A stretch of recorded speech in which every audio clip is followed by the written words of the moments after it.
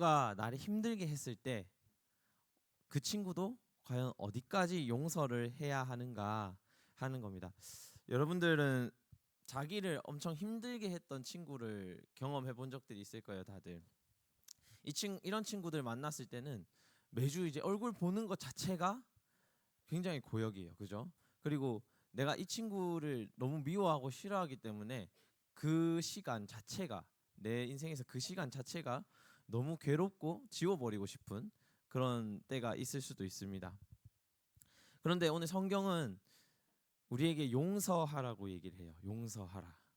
전도사님이 중고등학교 때 어떤 미운 친구가 있었을 때 이 말씀을 딱 접했을 때는 괴로웠어요. 엄청 괴로웠어요. 그리고 전혀 설득이 되지 않았어요. 그래서 오히려 이 말씀을 듣고 시험에 들었다 해야 되나? 시험에 들었다 해야 되나? 그런 좀 신앙적인 어려움을 겪었던 때가 있었던 것 같습니다. 여러분들은 용서라고 했을 때 어떻게 하는 게 용서라고 생각을 하나요? 전도사님 처음에 용서라는 거를 생각을 했을 때 그냥 그 사람에 대해서 지워버리는 거, 그냥 그 사람을 무시하는 거, 그냥 아무 감정이 없는 상태가 용서일 거라고 생각을 했어요. 근데 생각보다 그 용서라고 하는 거는 조금 더 나아간 의미가 있는 것 같습니다. 그 용서라고 했을 때 그냥 그 사람의 잘못을 내가 모른 척 해주는 걸 넘어서서 그 사람이 나에게 대해서 잘못한 것을 덮어주고 오히려 사랑해 주는 것까지가 용서입니다. 성경이 말하는 용서의 가치가 굉장히 높아요. 그래서 우리가 이 용서라고 하는 것을 실천한다 했을 때 좀 뭐랄까 실질적인 어려움이 있습니다. 나를 상처 입힌 사람, 나한테 해를 가한 그 누군가가 나한테 사랑하는 사람으로 다가온다는 게 굉장히 어려운 일이기 때문이에요. 그래서 용서는 사람이 할 수 있는 극한의 대단한 일인 것 같습니다.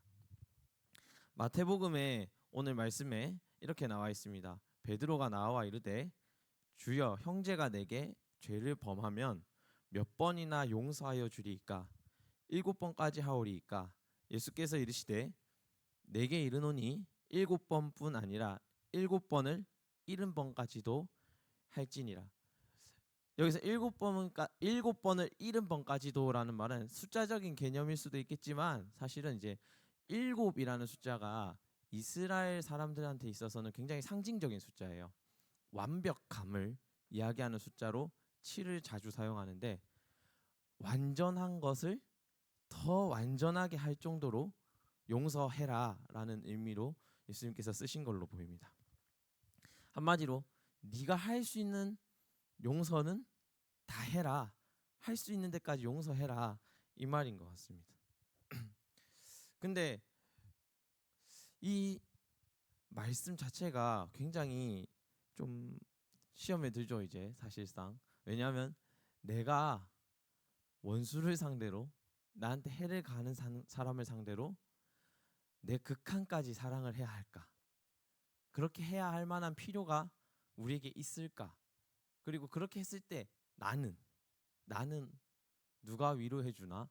내 삶은 누가 이렇게 풀어주나? 내 마음은 누가 위로해 주나? 이런 문제들이 우리 머릿속에 떠오르기 때문이에요. 왜 나만 그렇게 손해를 보고 살아야 하나? 이런 문제가 우리한테 있기 때문이에요. 그럼 예수님은 왜 오늘 우리에게 이렇게까지 용서를 하라고 했을까 하는 겁니다. 예수님의 비유에서 그 이유가 드러나는데 예수님이 용서에 관한 비유를 할 때 빚진 자에 대한 비유가 나옵니다. 빚진 자의 비유란 뭐냐면 어떠한 사람이 10,000달란트를 누군가에게 빚졌다고 합니다. 10,000달란트를 누군가에게 빚졌다고 합니다. 이 10,000달란트는 사실 우리나라 돈으로 책정을 하면은 진짜 어마어마한 돈이래요. 그냥 한 뭐 아파트 집 한 채를 넘어서는 어마어마한 돈들을 이 사람이 빌렸는데 이 사람이 너무 빚을 많이 지고 갚을 능력이 없어서 빚진 사람에게 찾아간다고 합니다. 빚진 사람에게 찾아가서 내가 도무지 이 빚을 탕감할 능력이 안 되니까 이 채무를 조금 제하해 달라, 없애 달라 부탁을 합니다. 이 주인은 보고 도무지 이 사람이 갚을 능력도 안 되는 것 같고 하도 너무 비는 것이 불쌍해서 이 사람의 빚을 탕감해 줍니다. 그런데 이 빚진 사람에게도 빚을 진 사람이 있었던 거예요. 이 빚진 사람에게도 800만 원 정도, 우리나라 돈으로 800만 원 정도 빚을 진 사람이 있었던 거예요. 그런데 오늘 이 사람이 자기가 빚을 탕감받고 자기한테 빚진 사람에게 가서는 이 800만 원을 왜 갚지 않았냐고 나무라고 뭐라 하고 독촉하는 현상이 나타나게 됩니다. 이 원래 이 빚진 사람에게 돈을 10,000달란트 빚을 주었던 사람은 이 모습을 보고 무슨 생각이 들었을까요? 아니 나는 10,000달란트 한 집 한 채를 내가 탕감해 줬는데 고작 800만 원을 못 받았다고 저 사람한테 저렇게까지 하나? 이런 생각이 들었던 거죠. 그래서 그 사람에게 다시 그 빚을 갚으라고 얘기를 하고, 왜 너는 내가 용서한 것 같이 누군가를 용서하지 않았냐고 얘기합니다. 우리는 사실 누군가에게 다 잘못을 하고 살아가요. 누군가에게 다 부족한 모습을 누군가에게는 보여주고 살아가요. 그 대상이 우리에게 가장 흔하게 우리가 죄를 범하고 잘못을 하는 대상이 하나님이시겠죠. 예수님이시겠죠. 그분이 우리를 위해서 우리가 너의 빚을 대신 탕감해 주겠다 하고 십자가에 달려 돌아가셨어요. 그리고 우리에게 은혜라는 것을 경험하게 해주셨어요. 그러면서 우리에게 너희도 이것과 같이 사랑해라 라고 얘기를 하신 겁니다. 근데 우리가 이제 우리에게 잘못한 사람은 사실상 우리가 뭔가 우리 삶에 엄청 위협이 될 정도로 잘못을 하는 사람도 있겠지만, 대다수 아주 사소한 것, 우리의 기분이 조금 틀어질 만한 그러한 일들을 가지고 잘못을 하게 됩니다. 그래서 우리에게 이와 같이 사랑하라, 용서해라 하셨을 때 우리가 과연 우리가 떳떳하게 나는 꼭 이 빚을 받아야겠어요 라고 할 수 있는 사람이 몇이나 되겠느냐 하는 겁니다. 그러면 우리는 꾹꾹 참고만 살아가야 될까 하는 거예요. 불의한 일을 당했을 때, 억울한 일을 당했을 때 꾹 참고만 살아가야 하는가 하는 것입니다. 근데 성경을 보면 그렇진 않은 것 같아요. 그렇진 않은 것 같아요. 우리 시편 말씀을 한번 보겠습니다. 시편 보면 시편 26편 말씀입니다. 시편 26편. 시편 26편의 말씀입니다.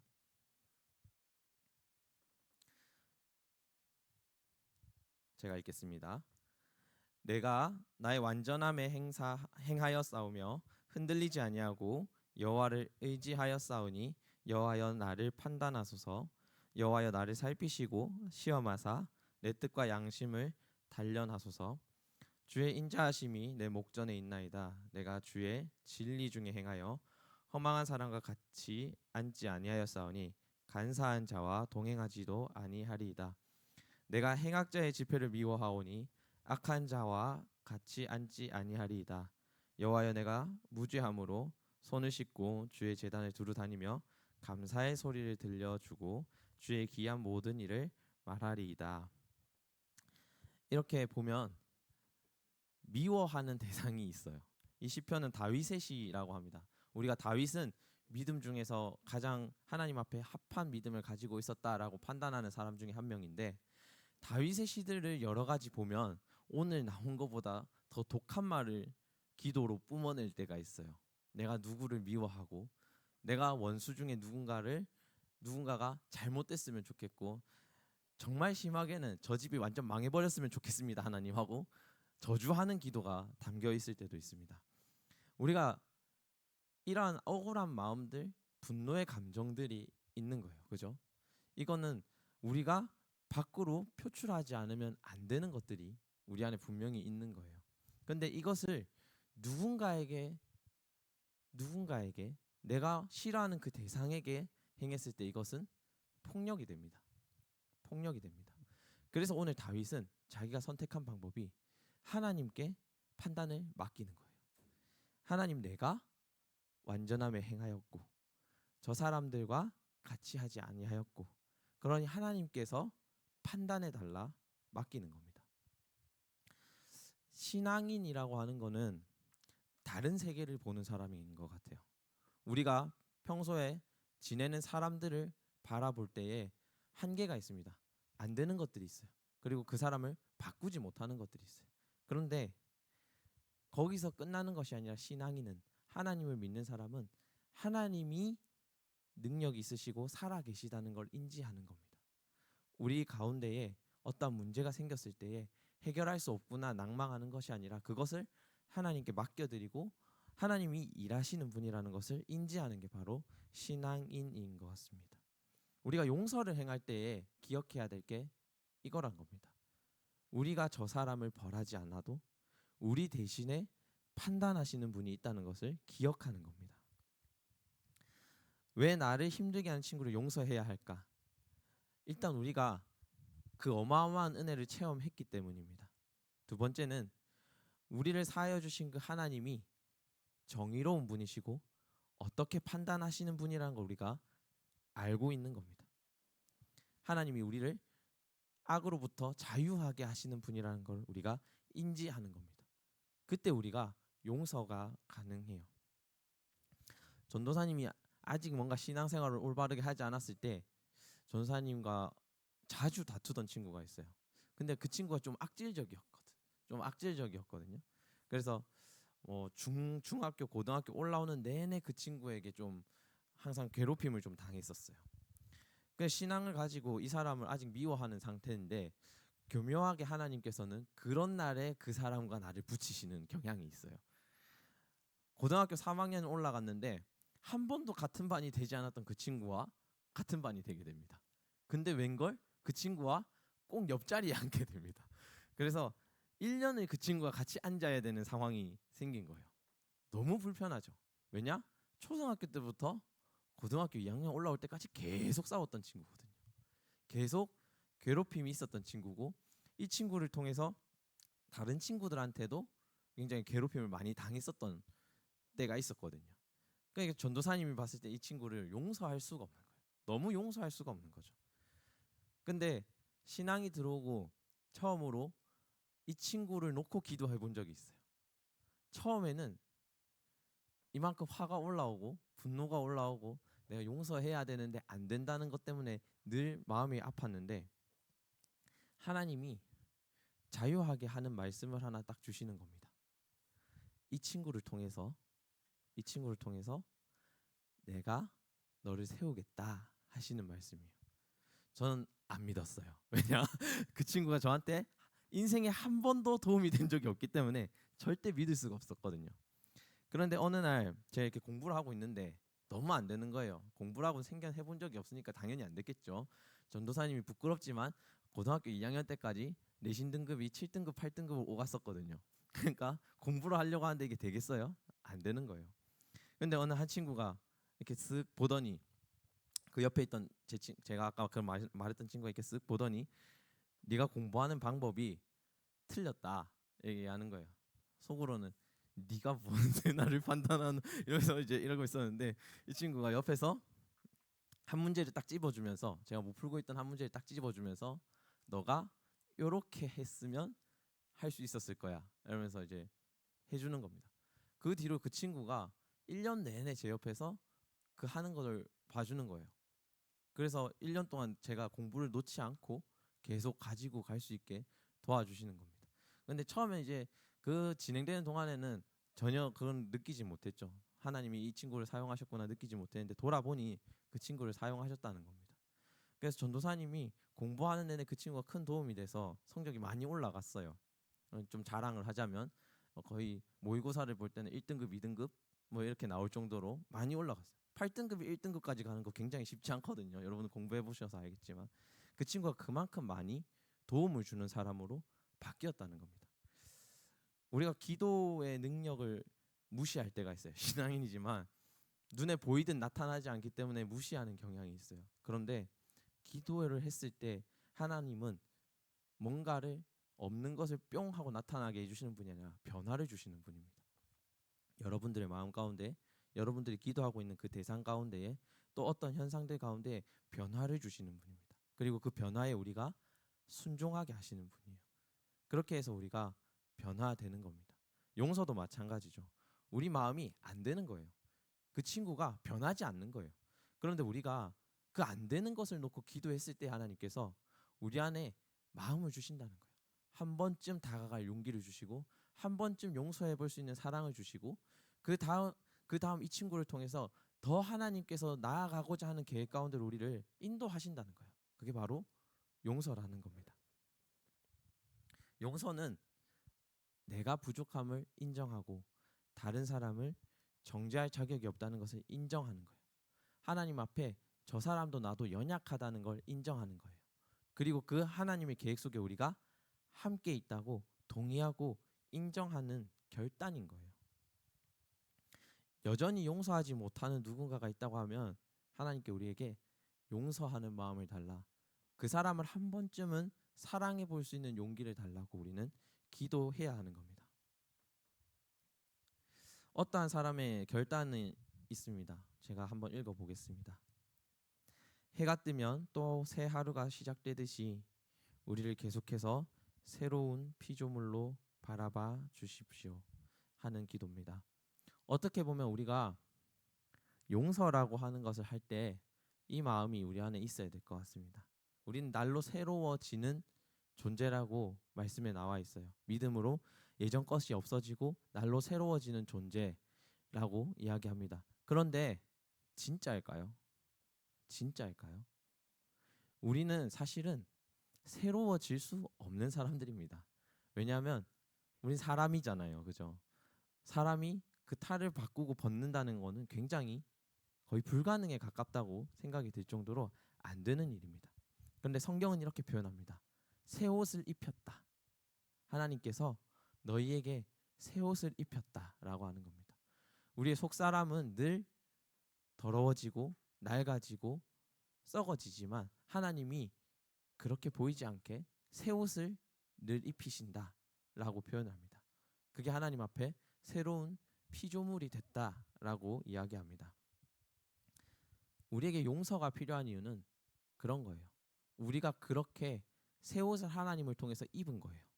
그러면 우리가 바라보는 그 미운 친구, 나를 상처 입히고 있는 그 친구도 누군가에게는 하나님을 만날 수 있는 친구이고, 그리고 그 친구가 하나님을 만났을 때는 또 새 옷을 입고 우리 안에 어떤 모습으로 우리한테 다가올 수 있을지 모르는 거예요.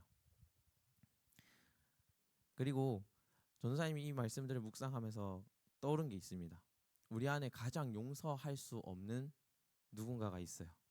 그게 누구냐면 바로 자기 자신이에요. 자기 자신을 용서한다는 건 굉장히 어렵습니다. 저 미운 대상이 보이거든요. 그런데 내 안에 나를 미워하는 마음은 보이지 않아요. 내가 대수롭지 않게 당연히 내가 못하는 거를 채찍질한다 생각하지만, 나를 단련하기 위해서 채찍질한다 생각하지만 사실은 내가 나를 미워해서 그러는 것들이 있어요. 내 외관이, 내 어떤 경험이 부족한 것, 지혜가 부족한 것, 지식이 부족한 것들이 내가 나를 미워하게 되는 결과일 수 있어요. 그런데 하나님께서 우리에게 말씀하실 때 내 이웃을 내 몸과 같이 사랑하라고 하셨거든요. 나를 사랑할 수 없으면 이웃을 사랑할 수 없는 거예요. 하나님이 자기의 형상으로 빚은 나를 바라볼 수 없으면 내가 다른 이웃을 하나님의 형상으로 바라볼 수 없는 거예요. 우리 안에 다른 사람을 미워하는 마음 동시에 나를 미워하는 마음이 있다면 오늘 나를 사랑할 수 있는 용기를 하나님께 달라고 기도하셨으면 좋겠습니다. 그리고 내 모습 그대로 하나님께서 나를 사랑하신 것 같이 우리도 이웃을 그 모습 그대로 사랑해주고 용서해줄 수 있는 우리 중고등부가 됐으면 좋겠습니다. 우리 결단 찬양 하실 텐데